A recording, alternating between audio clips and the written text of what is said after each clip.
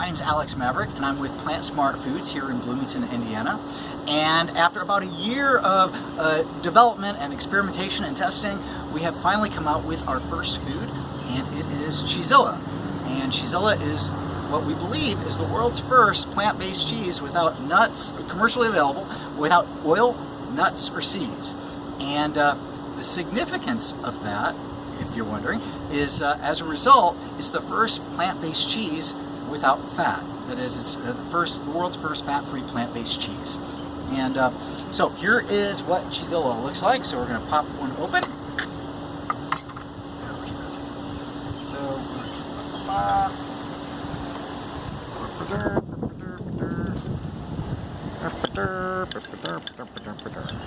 Okay, look at that.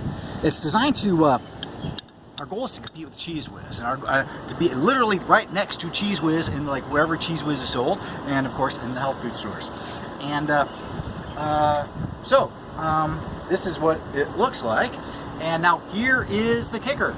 We just got our calorie information back. We sent this to the lab, a chemical analysis done, and we just got our information, our results back last week, 8 days ago, and the Cheezilla is 190 calories per pound.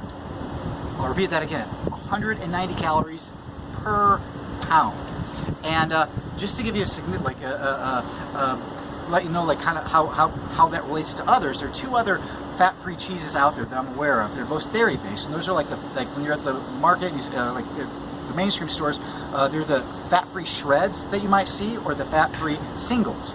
And the fat-free shreds come in at around 720 calories per pound. The fat-free singles come in at 600 calories per pound. So they're a little better than the calories per pound. Cheezilla comes in at 190 calories per pound. And much more important than that is that there's nothing artificial. Whereas, anyone can kind of skew things by putting in a bunch of artificial or synthetic different ingredients. With us, it isn't. So you might be wondering, Alex, well, what are the ingredients in Cheezilla? Great question. So our ingredients are potatoes, carrots, pumpkin, sweet potatoes, onions, and then comes our nutrition piece, and then sea salt and yada yada. Anyway, so you might be wondering, well, Alex, what's the story? How did you get involved? So here's kind of just a quick backstory. About 10 years ago, I kept, like a lot of Americans, I kept gaining weight for years and years, and no matter what I did, I just kept gaining weight and weight.